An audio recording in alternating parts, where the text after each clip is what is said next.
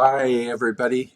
This is Living Well, and I'm glad to be here this evening with you for a few minutes. And Tonight, we've had a quick change of plans because our guest was not able to make it, and I just found out a little bit ago. And so I'm going to have to wing it just a little bit, although I think I know what I'm going to talk about. But I also want to open it up to anyone who has questions that might be watching live. We'd love to hear from you, and you can ask me any questions that you'd like about any topic. We can go all over the place this evening, or we can stay on a general topic. So if you want to ask me something about mental health recovery or those kinds of things, I'd be happy to talk about that with you. While you're thinking about what questions you might want to ask, I want to talk to you about this situation in now I'm not going to remember the town's name. I'm having troubles remembering uh, Uvidale or Eudalia. Um, and the shooting that took place this week, oh, what a tragic event. And I'm like many of you, I've seen it on the news, and it seems to be everywhere you turn. And it can really affect you because it's so tragic and it's so hard to comprehend. And I want to caution you, if you have a mental health diagnosis, to really take care of yourself, to make sure that you are really shutting it out when it's too much.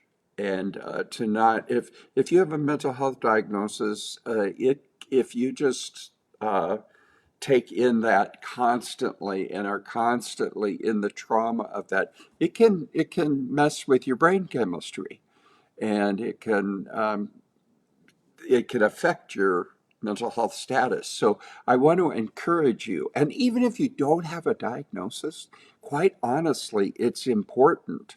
Right now, too many people are living on the edge. The pandemic is causing a lot of issues, and you know, we can't have been through what we've gone through as a society without recognizing the fact that we all need to care for our mental health right now. Everybody does. It's not just those of us who have a diagnosis. You could say that society or our culture is really facing a tsunami of people living on the edge. I don't know about you, but if you've noticed, people are more agitated, irritated. People are more easily angered. Um, Everybody's kind of stretched to the maximum. And so I want to encourage you to really care for yourself. Do some self care. Take a walk, do things that will help you relax and to really, you know, anything that will help you decompress, okay? It's absolutely important. And don't watch the news 24/7. Pray, pray for the folks there in that community where the shooting was. Pray for those families. But short of praying right now, there's not necessarily a lot that any one of us can do. So I want to encourage you to take good care of yourself. There's a few of you on, and I want to encourage you. Give me questions. It can be about anything. Type in a question that you might have in regards to recovery and mental health, or about how to care for yourself, or even the tsunami of mental health needs that we see in our communities today. I do want to talk to you about, while you're thinking about what questions you might have, I want to talk to you about how the church, how the Christian church can respond in situations like we see in a horrific situation like there is in Texas right now. And unfortunately, I wish I could say it will never ever happen again. And I would love to see us as a society and as a culture. I would love to see our politicians finally work together on this and really figure out at least how can we minimize this? How can we learn from this so that it would be unlikely that it would happen? But the truth is, there will always be bad weather, there will be tragedies, there will be things that happen in our communities that no one expected. And then what do we do? So, what I want to do is I want to talk with you about what the Christian church can do. And one of the things that the Christian church can do is have mental health support groups for people in the community, as well as in the church community, and also to offer trauma healing groups at their churches and in their community. These are two ways that can help people. Um, Also, if you think about it, the whole issue with what do you do in if something like this hits your community? What do the churches do? What do Christians do? Well, think of it this way. Um, if there was a terrible car accident or there was some kind of flood in your community, or in a surrounding or close by community, you would send your people there with food, with boats, with all kinds of things that they can offer, right? And or if it's a car accident and you're the first one on the scene, you may not be a healthcare provider or a healthcare provider, but you might know first aid, or you might sit with somebody because they're going into shock until the emergency people get there, et cetera, et cetera. So you're kind of a first responder. Well, right now, the families in Texas need first responders. The churches, everybody knows everybody. It's a smaller community, so everybody's in shock. Everybody's hurting. And what do you do when everybody's hurting? If Christians were trained and ready to go, we could actually mobilize an incredible group of people to come in, just like the Salvation Army or the Red Cross when there's a terrible thing that happens, to walk alongside some of these folks to help them begin to grieve, to help process their pain. And in the next coming weeks, that's going to be important. And, one of the things that we have the ability to do is teach people how to do that, how to be good friends. And if that's something somebody's interested in or whatever, uh, honestly, it's better if a community were to do this ahead of time, you know, and just be prepared for anything at any time with a bunch of hope navigators, if you will, and somebody to walk alongside side of somebody when they're in the middle of a mess, when they're in the middle of the pain. So, there are things other than just prayers, other than just solving it through legislature. I'm not saying any of those things are wrong, but sometimes there are some of us that need to be able to do something, collect food items or whatever.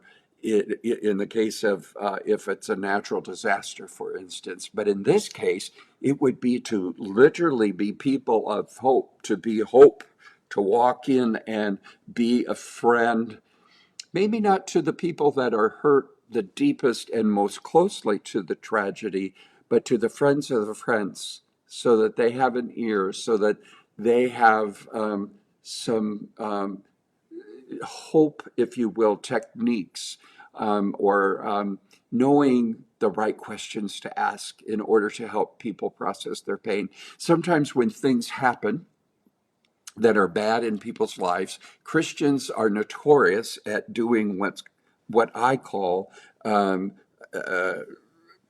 bypassing the pain. Jesus has got you. Jesus is with you. He won't let you down. And while all of those things are true, people need the ability to process their pain. That they can't let anything else in until that pain empties out, until they've processed it. And the important thing is that they are able to talk, and that they feel heard, and that they feel like they can then begin to see a way forward.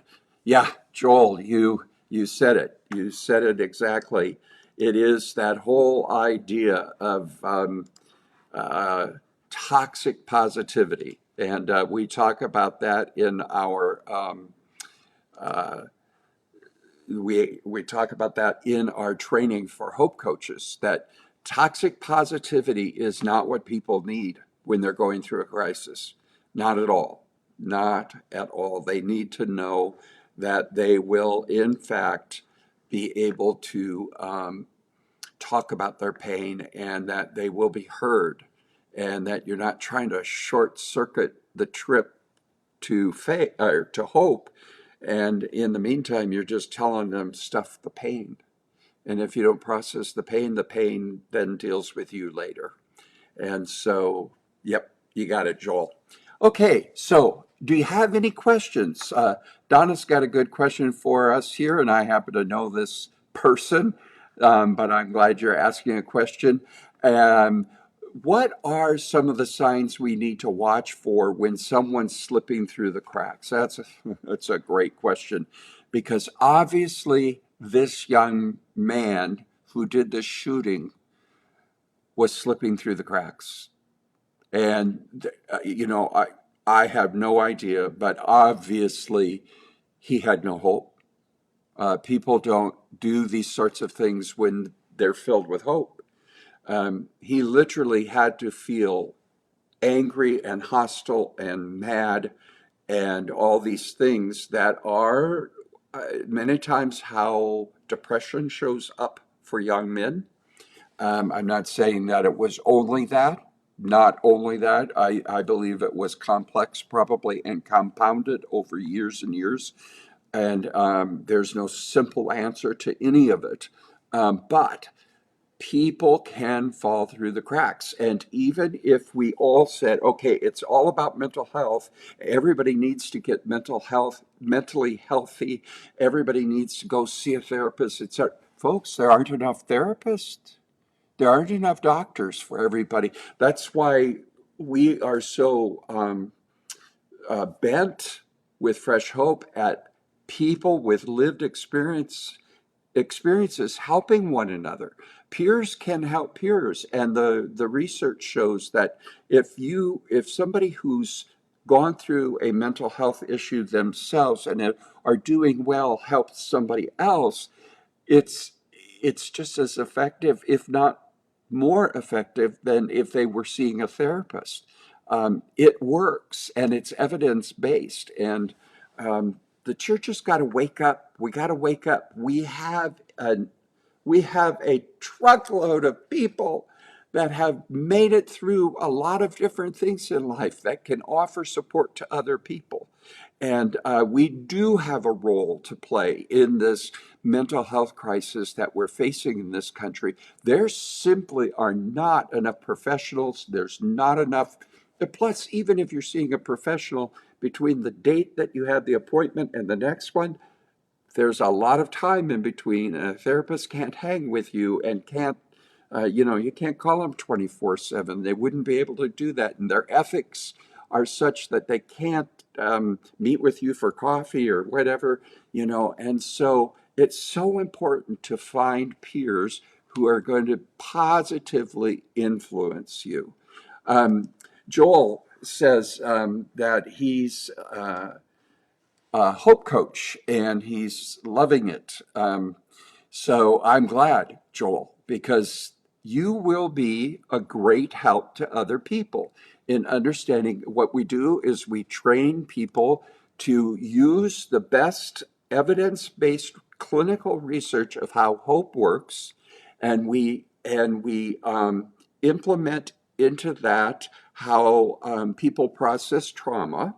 So the evidence of how you process trauma and the evidence of how hope works, we put that together And it's all based on research. And then we infuse faith into all of it.